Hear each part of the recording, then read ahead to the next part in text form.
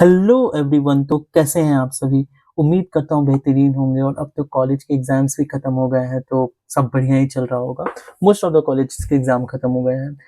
No, ये जो मेरा एम है, जो मैंने इसको 4 वर्टिकल में अपने चैनल्स को डिवाइड किया है। एक प्लेसकॉम के लिए, एक प्लेसकॉम इवेंट्स जितने भी होंगे आपके प्लेसकॉम्स के, जो भी सेशंस वगैरह होंगे या कुछ कुछ इनसे रिलेवेंट चीज़ें होंगी, उस पे इंफॉर्मेशन रहेगा। एक आपका वर्टिकल है आपका सब्जेक्ट डोमेन को लेके, जिसमें मैंने डीएस कवर किया है। अब मैं मार्केटिंग मैनेजमेंट कवर कर रहा हूँ।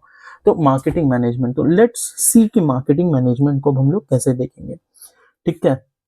सो मार्केटिंग मैनेजमेंट को मैंने ओवरऑल 14th लेक्चर में आपका डिवाइड किया। ठीक है। सो मार्केटिंग मैनेजमेंट का आपका लगभग introduction and evaluation of marketing management, consumer market analysis, तो ये 14 लेक्चर होंगे आपके। एक बार आप चेकआउट कर लीजिए। Business marketing analysis, marketing research basis and इस तरीके से इसमें मैंने कंसाइज वे में सारे के सारे नोट्स आपके सब कवर कर लिए हैं। मार्केटिंग मैनेजमेंट के जितने भी मतलब कॉन्सेप्ट्स होंगे वो सारे आपके कवर्ड हैं इसमें। और मैं एक बात बता दूं, डेफिनेशन आपका अगर बाई चांस कहीं छूटता है तो आप नेट से भी ले लेंगे, लेकिन जो आपका स्ट्रक्चर है, स्ट्रक्चर वे में how the one thing is related to other thing, and उसके अंदर के जो मान के चले कि अगर आपके पास कोई पेपर है, रिसर्च पेपर वगैरह, ये सब मैंने कवर अप किया है सारा इस स्ट्रक्चर्ड वे में। And you will enjoy a lot reading this whatever structure I have created for you guys. So आपको ज़रा भी लगे कि मैंने मेहनत किया है मतलब नोट्स बनाने में, पीपीटीज में एंड ये सब, और आपके लिए वीडियोस वगैरह बनाने में, तो मतलब आप लोग भी कमेंट और थोड़ा मोटिवेट कीजिए, ताकि मतलब मैं भी थोड़ा मोटिवेटेड रहूँ। That's a human psychology, right. Now we are going for introduction in evaluation of marketing management. Okay, so first of all जो थिंग आती है कि what is the difference between the marketing and selling, या marketing and sales में क्या अंतर होता है, right? तो हम लोग देखते हैं कि अगर आप गोल पे देखें तो मार्केटिंग आता है आपका building awareness and create demand, वो। और सेलिंग होता है आपका जो प्रोस्पेक्ट होते हैं ना, प्रोस्पेक्ट, उनको डिमांड मतलब जो convert demand into purchases. Prospect आपके क्या हो गए कि जो थोड़ा विलिंग है, मान के चलिए 6 महीने बाद भी, 3 महीने बाद भी, तो उसको एक तरीके से हम लोग प्रोस्पेक्ट बोलते हैं, जिसको हम लोग अगर फर्दर पुश करें तो वो कन्वर्ट हो जाएंगे सेल्स के लिए। नाउ द मार्केटिंग हो गए आपके लॉन्ग टर्म रिलेशनशिप बिल्डिंग, और सेलिंग्स हो गए आपके short term closing to the sales. एक और चीज, सेल्स जो हम लोग सेल्स एंड एसडीएम पढ़ेंगे, सेल्स एंड डिस्ट्रीब्यूशन मैनेजमेंट, इसमें भी ये कॉन्सेप्ट अच्छे खासे से कवर अप करेंगे। ठीक है। अभी हम लोग किस पे फोकस करें, मार्केटिंग पे फोकस कर रहे हैं। और क्योंकि वीडियो शॉर्ट रखना है तो अगर मतलब मैं स्ट्रक्चर आपको बता के दूंगा कि कैसे कैसे स्ट्रक्चर है, आप लोग लिंक करने की कोशिश करना अगर लिंकिंग में कोई भी इशू हो या कुछ भी। और डेफिनेशन अगर कहीं प्लस माइनस हो या छूटे भी तो आप वो तो नेट से भी देख सकते हो, लेकिन लिंक जो स्ट्रक्चर मैंने बनाया है including all the certain cases of the reputed journals and all that, so you will enjoy this lecture a lot. ना अप्रोच क्या होता है मार्केटिंग में, attract customer via ads, branding etcetera, while the selling pushes the product directly to the customers. Communication वगैरह ये आप देख सकते हो, कुछ खास नहीं है, बस आप ये समझो कि मार्केटिंग में हम लोग अवेयरनेस बिल्ड करते हैं, डिमांड क्रिएट करते हैं, एंड सेलिंग में क्या करते हैं, we are converting demand into purchases. ना हम लोगों के इस मार्केटिंग का स्कोप क्या है, किसी चीज को हम लोग बोलते हैं ना कि भाई तेरा स्कोप क्या है, तो वही इस मार्केटिंग का स्कोप क्या है। पहले हम लोग देखते हैं कि अगर जैसे कि मार्केटिंग की डेफिनेशन तो समझ गए लेमन टर्म्स में, लेकिन अमेरिकन मार्केटिंग एसोसिएशन इसको क्या कैसे डिफाइन करता है, ये बोलता है it's an organisation function that is a set of processes for creating, capturing, communicating, delivering and exchanging offering that have value for customers, client, partners and society at large. One thing I will tell you कि बहुत लोग बोलते हैं भाई मेरे से रटना नहीं होता, रटाफिकेशन नहीं होता है, मार्केटिंग इज ऑल अबाउट रटना एंड ऑल दैट, और तुम तो रटते हो, या मतलब तुमको in the particular in general किसी को भी तुम रटते हो ये वो। भाई तू मेरे को ये चीज बता, अगर तुमको सेंटेंस बनाना है, वर्ड बनाना है या कुछ भी करना है, तुमको एबीसीडी तो सीखना पड़ेगा ना। वैसे ही अगर कोई भी सब्जेक्ट तुम पढ़ोगे उसकी बेसिक टर्मिनोलॉजी तुमको सीखनी ही पड़ेगी। अगर तुम उसको मेमोराइज नहीं कर सकते हो, याद नहीं कर सकते हो, तो फिर क्या फायदा। अगर तुम बेसिक टर्मिनोलॉजी किसी भी सब्जेक्ट का, मार्केटिंग, अगर मैं मार्केटिंग ही नहीं बोल रही, फिनेंस हो गया, ये हो गया, अगर आप बेसिक टर्मिनोलॉजी ही नहीं याद रखो तो उसको रटना बोलते हैं। उसको रटना नहीं बोलते भाई, उसको आप बेसिक्स अपने दिमाग में याद कर रहे हो, उससे आप अपना फ्रेम करोगे ना, नॉलेज पहले लोगे उसके बाद तो विजडम आएगा। आप डायरेक्टली विजडम नहीं ला सकते हो, आपके पास इन्फॉर्मेशन नहीं है, नॉलेज नहीं है, कैसे वो हायरार्की रहती है, पहले इन्फॉर्मेशन, फिर नॉलेज और फिर विजडम। तो अगर आपके पास इन्फॉर्मेशन और नॉलेज नहीं है तो आप विजडम गेन नहीं कर सकते हो। ये नहीं कि आप डायरेक्टली विजडम पे कूद जाओ, भाई मैं तो मतलब सर्वज्ञानी हो गया हूँ, ये सब आपको बेसिक टर्मिनोलॉजी याद करनी पड़ेगी। तो कुछ कुछ चीजें हैं कि अगर हम लोग मार्केटिंग देखते हैं तो creating, capturing, communicating, delivering and exchanging offerings होता है, राइट। ना हम लोग क्या-क्या मार्केट कर सकते हैं? अरे ये सिंपल है, गुड सर्विसेज हो गया, एक्सपीरियंस हो गया। अभी मैं क्या कर रहा हूँ, अपने टैसिट नॉलेज को आप लोगों के साथ शेयर कर रहा हूँ, तो ये नॉलेज को भी हम लोग शेयर कर सकते हैं। इवेंट्स हो गया, पर्सन्स हो गया, places, properties, organisation, information, ideas etcetera, right. Now तो एक्सचेंज आपका वर्क कैसे करता है, ये आप बहुत जगह देखोगे। तो अगर मान के चलो कि गवर्नमेंट मार्केट है, मैन्युफैक्चरिंग मार्केट है, रिसोर्स मार्केट है, कंज्यूमर मार्केट, ये मैं ये क्लैरिफाई कर दूं कि मैंने इनसे लिया है, कोटलर की बुक से लिया है, और इसीलिए यहाँ पे कॉपीराइट कोटलर का बुक यहाँ पे मैंने मेंशन कर दिया है नीचे कि इस बुक से मैंने पर्टिकुलरली ये इमेज लिया है। नाउ तो इस दोनों के मतलब आपको समझाने के लिए, और तो ये अगर रिसोर्स मार्केट है और मैन्युफैक्चरर मार्केट है तो how they are dependent through resources, and manufacturing market resource market पे कैसे मतलब डिपेंडेंट रहेगा रिसोर्सेज के थ्रू, और अपोजिट कैसे रहेगा मनी के थ्रू। इस तरीके से अगर आपके इमेज थोड़ा सा क्लैरिटी के साथ देखोगे तो समझ आ जाएगा। कुछ है नहीं, जैसे कंज्यूमर आपका गवर्नमेंट पे डिपेंड रहता है सर्विसेज के लिए और गवर्नमेंट डिपेंड रहती है टैक्सेस के लिए। सिमिलरली ऑल दिस है। तो ये मार्केट्स है, डिफरेंट डिफरेंट मार्केट्स हैं। और ये भी एक चीज बेसिक टर्मिनोलॉजी ऑफ मार्केट का, कि अगर इंडस्ट्री और कलेक्शन ऑफ सेलर्स है तो वो market of collection of buyers कैसे मतलब ये रहते हैं, डिपेंड रहते हैं। तो अगर इंडस्ट्री है तो ये आपको गुड्स एंड सर्विसेज प्रोवाइड कर रही है मार्केट को, एंड जो मार्केटेड है वो आपको मनी प्रोवाइड कर रहा है, कम्युनिकेशन एंड इंफॉर्मेशन। नाउ ये थोड़ा सा इंपॉर्टेंट स्लाइड मतलब इंफॉर्मेशन हो जाएगा। यहाँ पे मैं बताऊंगा कि देखिए मार्केट फोर्सेस क्या हुआ, कि इनडिविजिबली और डायरेक्टली इनडायरेक्टली आपका कौन से फैक्टर्स हैं जो कि रोल प्ले कर रहे हैं। And the there are four major market forces, that is number one technology, second is globalisation, third is physical environment and fourth social responsibility. अब ध्यान से देखना आजकल के मार्केटिंग में अपन टेक्नोलॉजी कैसे यूज कर रहे हैं, ग्लोबलाइजेशन का क्या एस्पेक्ट है, क्या एस्पेक्ट नहीं है। लेमैन टर्म्स में समझो तो मार्केट फोर्सेस आपका वो इकोनॉमिक फैक्टर हो जाता है जो कि इन्फ्लुएंस करता है behaviour and dynamics of the consumer and businesses with in a market. तो ये आपका चार मार्केट फोर्सेस हो गया। अब हम लोग देखें कि अगर ये चार मार्केट फोर्सेस हैं तो उसका मार्केटिंग आउटकम क्या हुआ, मुझे यहाँ पे कलर चेंज कर लेना चाहिए। इसका मार्केटिंग आउटकम हो क्या हुआ, मार्केटिंग आउटकम में हुआ consumer capability, company capability and new competitive environment.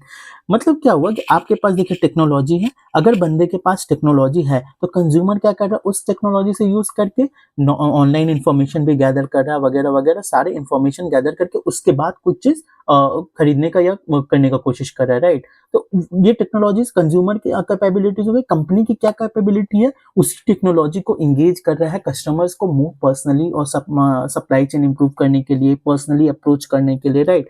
और कॉम्पिटिटिव एनवायरनमेंट क्या हो गया, अगर ग्लोबलाइजेशन है, टेक्नोलॉजी है तो there is increase in competition, right. So that's what it's this concept means. Now holistic marketing क्या होता है, देखिए चार तरीके के मार्केटिंग होते थे। तो होलिस्टिक मार्केटिंग ये देखिए यहाँ पे मैं जाऊंगा तो फिलोसफी समझाऊंगा कि ये कौन फिलोसफी कैसे डेवलप हुआ ऑर्गेनाइजेशन का। ये बहुत पहले से फिलोसफी मतलब धीरे धीरे फिलोसफी डेवलप हुआ। ये आपका मान के चलिए 1800 टू 1900 में था।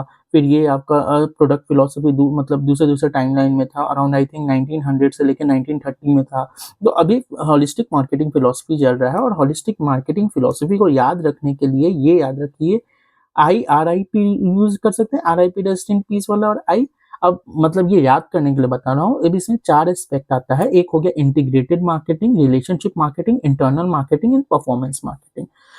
अब इंटीग्रेटेड मार्केटिंग क्या हुआ, इंटीग्रेटेड में समझिए कि जितनी भी आपके मार्केटिंग एक्टिविटीज हैं ना, वो आपके ऑर्गेनाइजेशन के, वो आप एक साथ डिलीवर करना चाह रहे हैं, कंसिस्टेंट मैसेज करना चाह रहे हैं। अब Hyundai एज अ वर्ल्ड का ग्लोबल कंपनी ऐसे नहीं चाहेगी कि अगर उसकी पोजीशनिंग, अगर मान के चलिए सिर्फ एक प्रोडक्ट लाइन है उसका, तो वो ये नहीं चाहेगी कि उसकी positioning India is different from उसकी पोजीशनिंग इन चाइना, उसकी पोजीशनिंग इन USA। है ना? एक मतलब पोजीशनिंग रहे कि हाँ, मैं सस्टेनेबल हूँ या जो भी हूँ, इस तरीके से कोई भी कंपनी का बोल रहा हूँ, नॉट पर्टिकुलर ऑफ फंडे। तो वो हो गया इंटीग्रेटेड मार्केटिंग, वेरियस एस्पेक्ट। अब जैसे कोका कोला ले लीजिए, तो वो क्या करता है, एक मैसेज देता है कि ओपन हैप्पीनेस थीम्स है उसका, है ना? कि भाई-भाई को दो, मदर को शेयर करो, भाई को शेयर करो, इस तरीके से। नाउ रिलेशनशिप मार्केटिंग क्या हुआ कि हम लोग क्या करते हैं मार्केटिंग में कि we want to build a long term relationship. और लॉन्ग टर्म रिलेशनशिप क्यों? ये आप ध्यान रखिएगा, कभी भी networking and relationship is the most important factor in the marketing aspect. बहुत अच्छा इंपॉर्टेंट फैक्टर है और वही आपको लॉन्ग टर्म गेन में मदद करेगा, है ना? नाउ इंटरनल मार्केटिंग हो गया, सॉरी इंटीग्रेटेड मार्केटिंग हो गया, इंटरनल मार्केटिंग हो गया कि अब ऐसा नहीं है कि अगर आपका ऑर्गेनाइजेशन है 100 का, तो 10 को आपके प्रोडक्ट और इसके बारे में पता है कि क्या चल रहा है, क्या नहीं चल रहा है, और बाकी सारे स्टाफ्स को पता ही नहीं है। तो ensuring all the employees and frontline staffs executive understand and support the marketing strategy.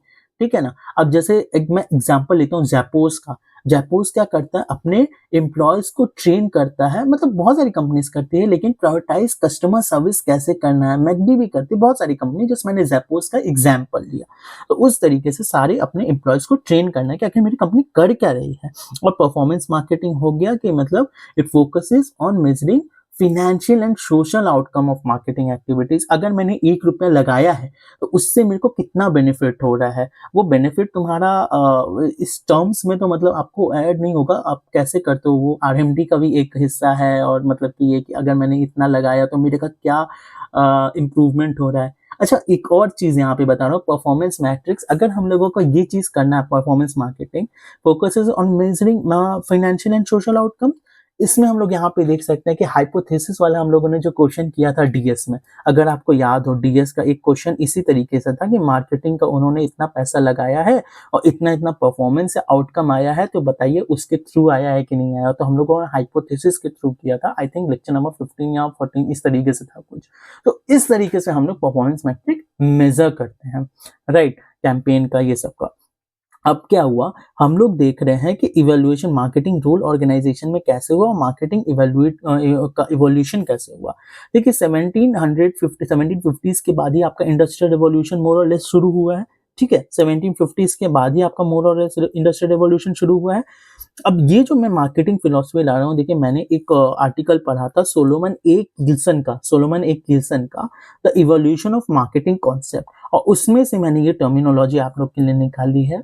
थोड़ा मेहनत मुझे भी करना पड़ता है, जिसके अंदर आपका है production philosophy, product philosophy, selling philosophy, marketing philosophy, social marketing philosophy and holistic marketing philosophy. हम लोग ए 1 बाई 1 जाएंगे सारे पे। अब ये देखिए टाइमलाइन पहले हम लोग समझ लेते हैं। जैसे प्रोडक्शन फिलॉसफी है, प्रोडक्शन फिलॉसफी आपका लेट 1800 से 1900 तक चल रहा था। आपका प्रोडक्ट फिलॉसफी 1900 से 1930s, सेलिंग फिलॉसफी 1930 से 1950s, मार्केटिंग फिलॉसफी 1950s से अभी तक चल रहा है, एंड सोशल मार्केटिंग 50s। देखिए ये दोनों ओवरलैप कर रहा है, सोशल मार्केटिंग फिलॉसफी आपका 1970 से अभी तक थोड़ा सा ओवरलैप कर रहा है, एंड होलिस्टिक मार्केटिंग फिलॉसफी आपका 21st सेंचुरी, मतलब अभी आपका शुरू हुआ है। अब ये क्या होता है, बस हम लोग ये देख लेंगे। फिलॉसफी, प्रोडक्शन फिलॉसफी में मास प्रोडक्शन तुम प्रोड्यूस कर दो, है ना, एंड इफिशियंसी पे भी, मास प्रोडक्शन एंड इफिशियंसी पे फोकस होता है। फोर्ड वाला असेंबली लाइन का आपको एग्जांपल याद होगा ऑब्वियसली, है ना। नौ प्रोडक्ट फोर्ड, वैसे बता देता हूँ, फोर्ड ने ना असेंबली लाइन की थी अराउंड 1920s के आसपास, और जिससे उनकी जो प्रोडक्ट, उन्होंने खूब मास प्रोडक्शन किया था और बहुत ज्यादा इफिशिएंट थे और बहुत ज्यादा इफिशिएंसी के साथ किया था। ये पूरा केस स्टडी है, इसके बारे में अगर नहीं पता तो जरूर देख फोर्ड के बारे में। नाउ प्रोडक्ट फिलॉसफी हो गया, it focuses on product quality and innovation. Product philosophy, that is Apple's focus on high quality and innovative products like the iPhone. फिर सेलिंग, ये आपका 1900 से 1930s के आसपास था। ऐसा नहीं कि अभी एकदम ही नहीं है, लेकिन अभी हम लोग मार्केटिंग के पर्सपेक्टिव से देख रहे हैं कि मतलब अभी हम लोग कैसे सोशल मार्केटिंग, मोर और लेस देखिएगा, आप सोशल मार्केटिंग करते हैं या होलिस्टिक मार्केटिंग करते हैं, इन द सेंस कि भाई मेरा तो प्रोडक्ट सस्टेनेबल है, ये है, वगैरह वगैरह। नाउ सेलिंग फिलॉसफी आप देखिएगा तो एग्रेसिव सेल्स टैक्टिक्स उसमें यूज करते हैं।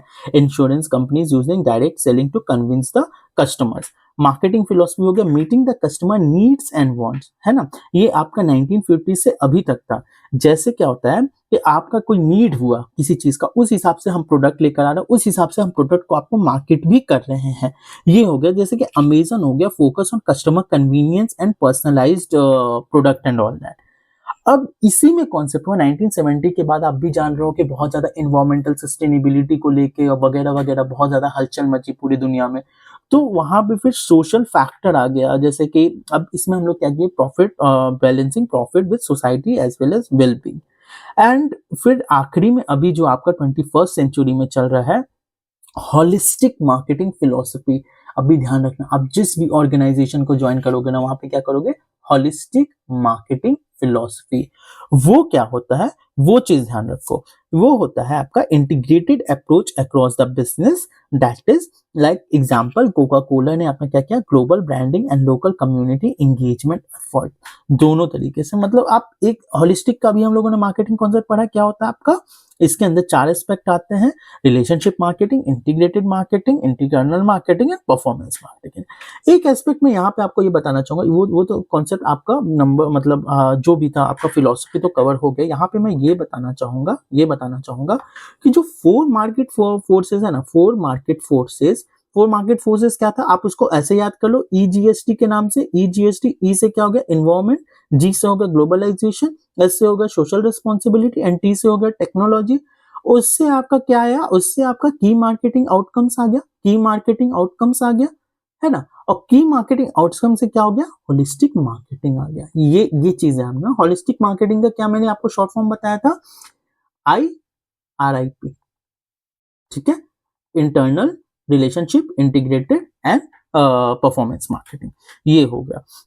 नाउ द थिंग इज, एक और मतलब बहुत अच्छा वैल्यू मार्केट का वैल्यू कॉन्सेप्ट है, कोटलर में दिया हुआ है, that is creating a customer centric organisation. And what is creating a customer centric organisation, that is, पहले क्या होता था कि हम लोग ना टॉप मैनेजमेंट, ये भी यहाँ पे मैंने लिख दिया है कि कोटलर से लिया गया है, तो ये बस क्योंकि अंडरस्टैंडिंग पर्पज से है and nothing for other purpose, तो इसके कारण से I think Kotler will appreciate this also if he is here. So हाँ, नाउ पहले क्या होता था कि कस्टमर्स को सबसे नीचे रखा जाता था, तो टॉप मैनेजमेंट से कस्टमर का आपका समझिए एंगेजमेंट ही नहीं हो पाता था। But right now top management is at the bottom and customer आपका सेंट्रिक है, कस्टमर सेंट्रिक। सारे ऑर्गेनाइजेशन आजकल आपके कस्टमर सेंट्रिक हो रहे हैं। So let me give an example. अभी क्या हो रहा है, मान के चलिए अभी और इसका भी डायनेमिक फॉर्म हो जा रहा है। Dynamic form in the sense कि अगर ये टॉप मैनेजमेंट है, बाकी सारे ऑर्गेनाइजेशन जा रहे हैं, तो कस्टमर अगर सबसे बाहर है, तो कस्टमर जो है ना, कस्टमर वो डायरेक्टली टॉप मैनेजमेंट को रिपोर्ट कर सकता है। ये according to the recent Kotler's update है, ठीक है ना। Customer is directly addressing to top management, मतलब बस कहने का मतलब ये है कि अभी हम लोग सारा का सारा चीज टॉप मैनेजमेंट सेंट्रिक हो गए हैं। सो नाउ आज के लेक्चर में जैसे कि हम लोग का क्या टॉपिक था, हम लोग का टॉपिक था कि introduction and evaluation of marketing management. तो इसमें हम लोगों ने understanding of marketing for new realities देखा, और सेकंड एस्पेक्ट है मार्केटिंग स्ट्रेटजी। ये आज का लेक्चर यहाँ पे हम लोग इतना करेंगे, उसके बाद नेक्स्ट लेक्चर में जाएंगे। तो इसमें हम लोग क्या करते हैं, देखिए corporate and business unit planning and strategy बहुत डिफरेंट तरीके से होता है। कोई भी अगर कॉर्पोरेट है, कॉर्पोरेट और इंडस्ट्री बिजनेस में क्या अंतर हो जाता है, कॉर्पोरेट आपका कॉन्ग्लोमरेट होती है। जैसे ऐसे समझो आप, मैं मतलब लेमैन में समझाता हूँ, टाटा क्या हुई, टाटा एक मतलब बड़ी कंपनी कॉन्ग्लोमरेट हुई, उसके अंदर वेरियस, या रिलायंस के अंदर वेरियस 100 मतलब 100 बहुत ज्यादा हो गया, लेकिन मतलब इस तरीके से बहुत कंपनीज है, 10, 15, 20, 25, 30, 40, 50 इस तरीके से बहुत सारी कंपनीज आ सकती है, तो वो हो गई टाटा कॉन्ग्लोमरेट। अब उसके अंदर वो डिफरेंट बिजनेस में जा सकती है, नमक से लेके ट्रक से लेके different automobile segment, steel segment, अलग अलग सेगमेंट में जा सकती है, राइट। तो वो हो गया। तो हम लोग सबसे पहले क्या करते हैं, एक कॉर्पोरेट का विजन एंड मिशन बनाते हैं। कॉर्पोरेट का क्या विजन एंड मिशन है, कॉर्पोरेट का क्या, और अगर डिफरेंट बिजनेस है, बिजनेस वर्टिकल्स है उसके अंदर, जैसे एक कॉर्पोरेट हो गया, कॉर्पोरेट के अंदर डिफरेंट बिजनेस अगर सेक्शन है बिजनेस, तो उस बिजनेस के अंदर हम लोग अपना विजन, पहले तो इसका विजन एंड मिशन हो जाएगा, है ना। कॉर्पोरेट के अंदर अगर कोई डिफरेंट बिजनेस वर्टिकल है तो उसका उस ऑर्गेनाइजेशन का विजन एंड मिशन होगा, लेकिन वो कॉर्पोरेट से अलाइंड ही होगा, ऐसा नहीं कि दोनों एकदम एंटी हो जाए एक दूसरे के। तो अब ये हम क्या करें, पहले विजन और मिशन हम लोगों ने कॉर्पोरेट का किया, फिर हम लोग को कॉर्पोरेट कल्चर कैसा होगा ये ओबी में पढ़ाया जाता है, और ये जिसको बहुत लोग मिसअंडरस्टैंड कर देता है, क्योंकि everything is related to organisation behaviour and human nature. आप ऐसे इग्नोर नहीं मार सकते हो। आपके अंदर अगर 10 लोग काम कर रहे हैं और एक साथ आईटी में या किसी भी ऑर्गेनाइजेशन में काम ही करना बंद करते हैं, आप अच्छे से उसको मैनेज नहीं कर पा रहे हो, आपके वर्किंग कल्चर ही अच्छा नहीं है, तो कुछ हो नहीं सकता है। तो इसीलिए मार्केटिंग स्ट्रेटेजी में ये सब बहुत सोचना पड़ता है कि भाई मेरा विजन एंड मिशन क्या होगा। जैसे अगर कैसे अगर हम लोगों का मतलब वो जैसे हम लोग टाटा सोचते हैं तो हमारे मन में क्या आता है कि भाई ये ट्रस्ट फैक्टर है, टाटा का प्रोडक्ट है तो बढ़िया ही होगा। तो उन्होंने अपना एक मुकाम, उन्होंने अपनी एक मार्केटिंग में मतलब समझिए कि मुकाम हासिल कर लिया है कि जब भी आप ट्रस्ट के बारे में सोचो, आप क्या सोचो, टाटा के लिए सोचो। तो उस तरीके से वो भी एक तरीके से मार्केटिंग ही है, वो ब्रांडिंग मार्केटिंग यही सब है। Now strategic business unit, defining a strategic business unit, specified versus diversified portfolio। Specified portfolio मान के चलिए आपका कोई बिजनेस यूनिट है, अगर फेरारी का एग्जांपल ले ले तो वो एक स्पेसिफिक सेगमेंट में डील कर रही है, वो आपका स्पेसिफाइड पोर्टफोलियो हो गया। एंड डाइवर्सिफाइड, जैसे डाइवर्सिफाइड में अगर हम देखें तो SBU fairly broad assortment containing multiple product lines, Amazon हो गई, General Electric, Johnson and Johnson and Unilever. तो इस तरीके के जो प्रोडक्ट्स हुए, तो मतलब जो एग्जांपल मैंने आपका दिया वो different different vertical, different different आपका प्रोडक्ट लाइन में, डिफरेंट डाइवर्सिफाइड प्रोडक्ट लाइन में आपका डील कर रही है, right. No allocating resources across business unit, ये आपका प्लान हो गया, मतलब स्ट्रैटेजी हो गई कि पहले आपने कॉर्पोरेट का विजन मिशन वो डेवलप किया, फिर आपने कॉर्पोरेट कल्चर डेवलप किया, फिर आपका डिफाइनिंग स्ट्रैटेजिक बिजनेस यूनिट हो गया, और जिसमें के अंदर हम लोगों ने देखा क्या क्या देखा, specified versus diversified portfolio, and then we have seen the allocating resources across the business unit. Now developing marketing offerings, and trust me guys, this is one of the most important aspect, the overall आपका marketing management, इसको थोड़ा अच्छे से समझना। ये क्या है कि हम लोग यहाँ पे देख रहे हैं मार्केटिंग ऑफरिंग्स हम लोग कैसे डेवलप करते हैं, मार्केट ऑफरिंग्स हम लोग को डेवलप करना है। इसके लिए हम लोग क्या कर रहे हैं, पहले मार्केटिंग स्ट्रेटेजी हम लोग बना रहे हैं, और दूसरा डिजाइनिंग मार्केटिंग टैक्टिक्स, तीसरा मतलब 4P क्या होता है, एंड चौथा कि बिल्डिंग कैसे हम लोग मार्केट वैल्यू मैप बिल्ड करते हैं। नो अब ऐसे समझो कि अगर हम लोग क्राफ्ट कर रहे हैं, क्राफ्ट करें मार्केटिंग स्ट्रैटेजी, इसके अंदर दो एस्पेक्ट है। सबसे पहले हम लोगों को आइडेंटिफाई करना पड़ेगा, आइडेंटिफाई करने का कौन से दो एस्पेक्ट है क्राफ्टिंग मार्केटिंग स्ट्रैटेजी के लिए। ऐसे ही समझो ना यार, सॉरी, अगर तुमको मार्केटिंग स्ट्रैटेजी डेवलप करनी है तो तुमको टारगेट मार्केट पता होना चाहिए। टारगेट मार्केट तुम कैसे पता करोगे, टारगेट मार्केट हम पता करेंगे 5C एनालिसिस से। ये फ्रेमवर्क होता है जिसमें पहले हम लोग कंपनी देखते हैं, मेरे कस्टमर कौन है, मेरे कॉम्पिटिटर कौन है, मेरे कोलैबोरेटर कौन है, मेरे कॉन्टेक्स्ट कौन है, समझ रहे हो। तो 5C एनालिसिस से हम लोग टारगेट मार्केट आइडेंटिफाई करेंगे। And now we have to develop value proposition. What is this value proposition? Value proposition के अंदर चार एस्पेक्ट आते हैं, चार एस्पेक्ट आते हैं। वो चार एस्पेक्ट कौन सा है? सबसे पहला हो गया who are my customer, who are my customer. Second हो गया what are their needs, what are their needs. And third aspect हो गया how I am providing the solution, how I am providing the solution। and fourth aspect हो गया how my solution is differentiated from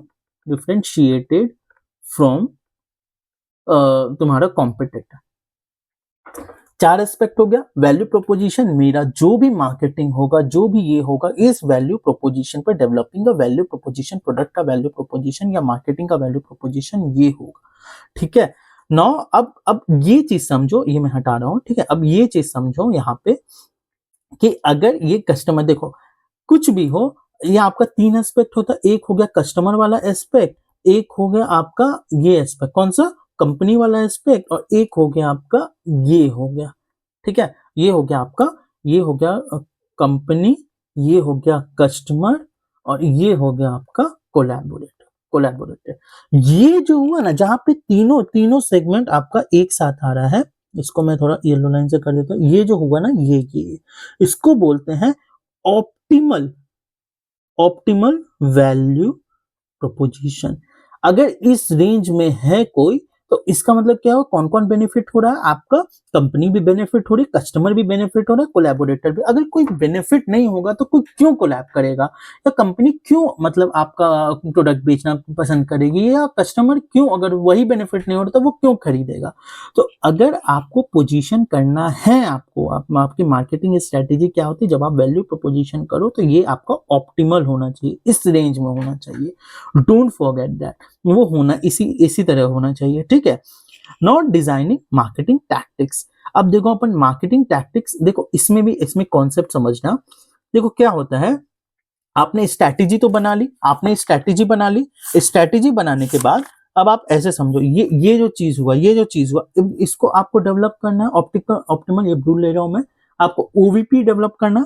OVP develop करने के लिए आपने marketing offerings develop की, क्या किया, मार्केटिंग ऑफरिंग्स डेवलप करी। और ऑफरिंग्स में आपने क्या किया, ये 7 चीज लिखा, price, product, service, brand and incentive, marketing offerings, ठीक है, ब्रांड इंसेंटिव। और फिर कम्युनिकेशन एंड डिस्ट्रीब्यूशन।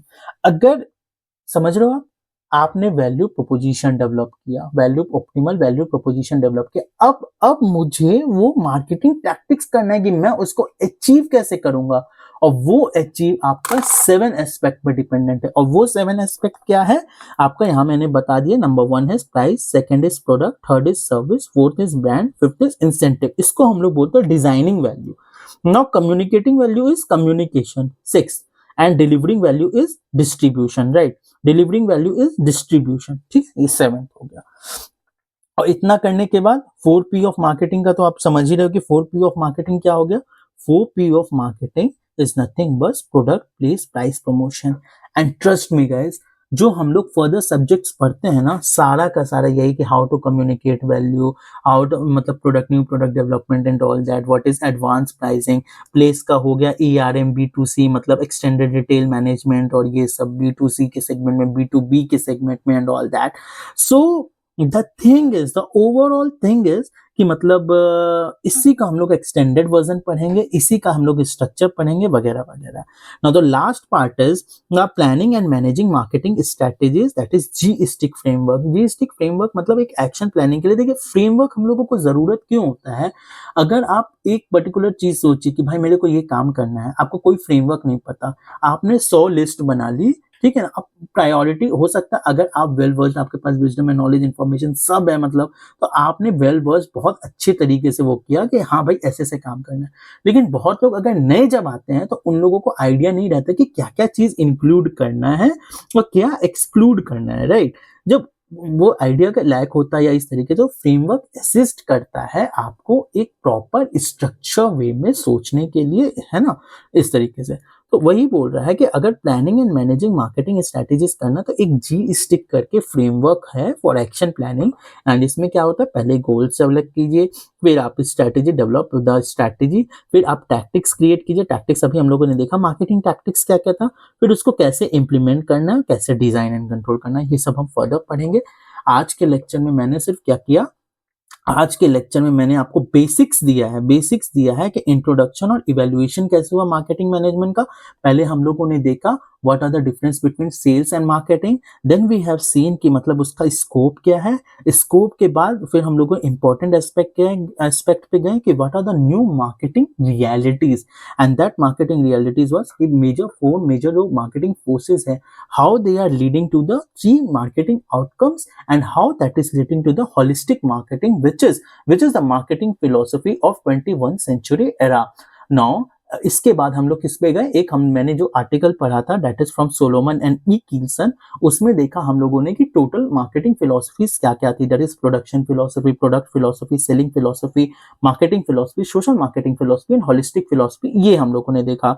उसको देखने के बाद फिर हम लोग गए कि मार्केटिंग का अभी वैल्यू कॉन्सेप्ट क्या है as per Kotler, as per not only Kotler, मतलब अभी क्या चल रहा है, that is customer selling centric marketing. Then we have gone to कि मार्केटिंग स्ट्रेटेजी हम लोग कैसे डेवलप कर रहे हैं, कॉर्पोरेट एंड बिजनेस यूनिट का कैसे पहले विजन मिशन डेवलप करके, उसके बाद कॉर्पोरेट कल्चर क्या होगा, फिर हम लोग का स्ट्रेटेजिक बिजनेस यूनिट क्या होगा, पोर्टफोलियो लाइन क्या होगा। ठीक है, आज हम लोगों ने सिर्फ बेसिक स्ट्रक्चर डेवलप किया। अगर कोई कॉन्सेप्ट नहीं भी समझ में आया तो कोई दिक्कत की बात नहीं है, बाकी फर्दर वीडियोस में वो कवर होगा। और कुछ भी हो पॉजिटिव फीडबैक या नेगेटिव फीडबैक है, जो भी है मुझे ज़रूर दीजिएगा, that motivates me and to do something better. So happy to see, God bless you all the best for your future. Thank you.